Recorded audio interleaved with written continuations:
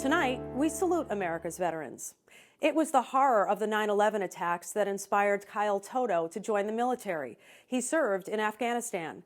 I sat down with a Purple Heart recipient recently to talk about his own time overseas and how he still proudly serves, helping fellow servicemen and women through his work with the Veterans Administration.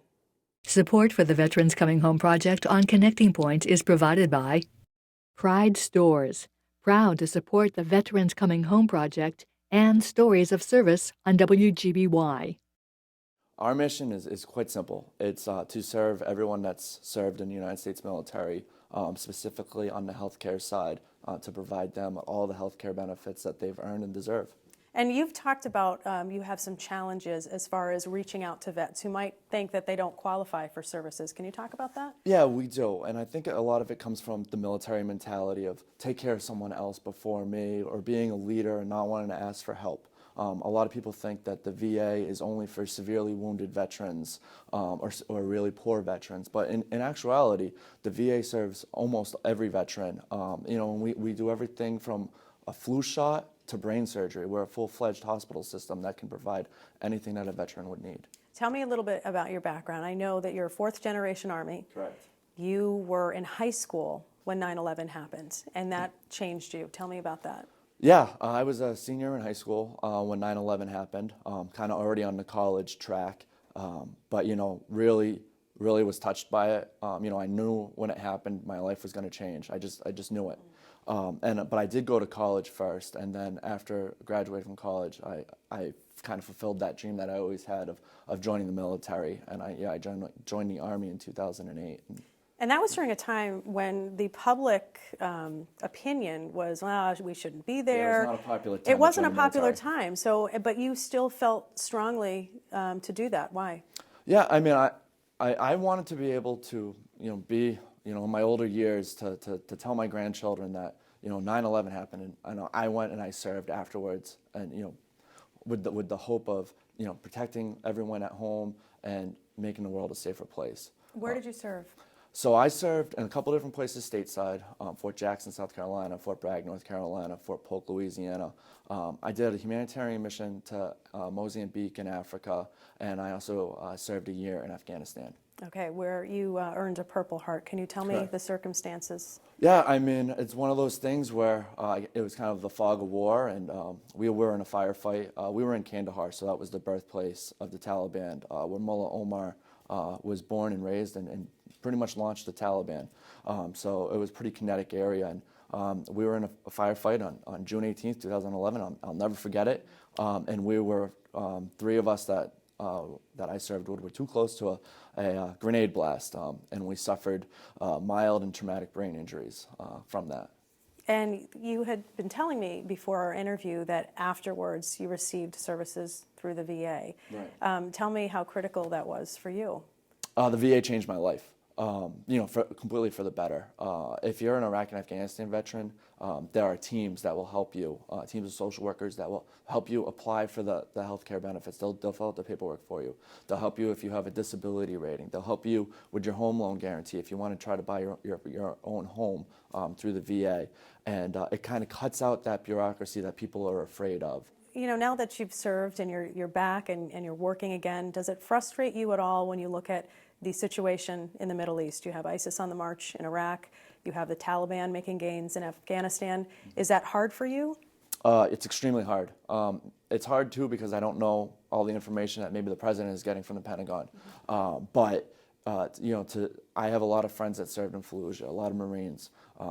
In Fallujah, we suffered heavy casualties to take that city. And for them to have either been wounded or have their friends killed or wounded in Fallujah, and to see it fall to ISIS was sad, frustrating, mentally exhausting for all of them. And for me, I kind of feel the same way, where you hear certain things, and like I said, Kandahar is the birthplace of the Taliban, and the fear is that if that should fall, everything we did was right there. It was just.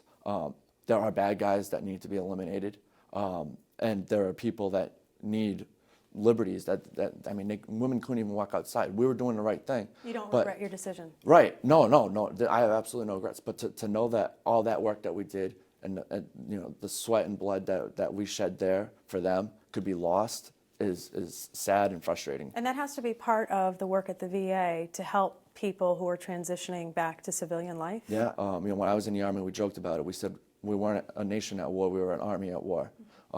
Less than 0.5% of the American population is serving in the military, protecting the other 99.5%. So there are very few people that understand, but the VA does. Right. Our doctors are trained with this. This is what they work with.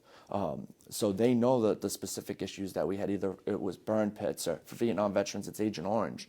No one would have figured this out, that those are carcinogens or that could lead to other issues. And never mind all the work that we've done with burns and amputations and post-traumatic stress and traumatic brain injuries, because we see it.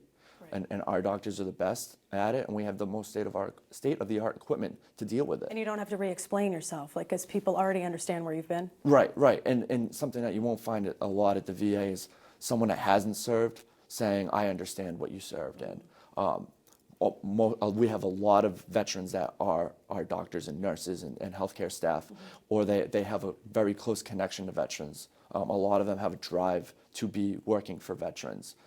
So they do receive that respect that they wouldn't get on the civilian side, in my opinion. And so you came back, and you're doing great. How would you encourage others to try to use those benefits? Yeah, I was able to go to grad school through the GI Bill.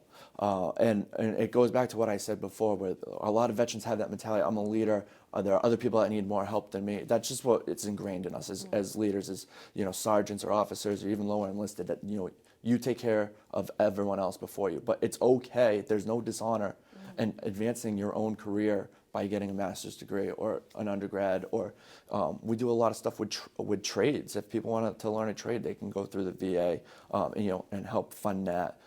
And same thing, we can do healthcare. We don't have premiums. We don't have deductibles. It's always an open enrollment period at the VA.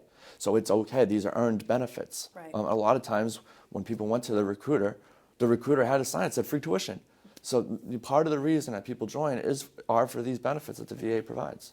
Now, what is your message to men and women who are currently, deployed overseas as we celebrate Veterans Day? Yeah, well, we thank them for their service, absolutely, and we thank their families and friends that are helping them. I certainly couldn't have made it through my deployment without my family. So we're extremely proud of them. We're behind them, and we thank them. And when they come home, if they need anything from us, we have 50 locations in New England.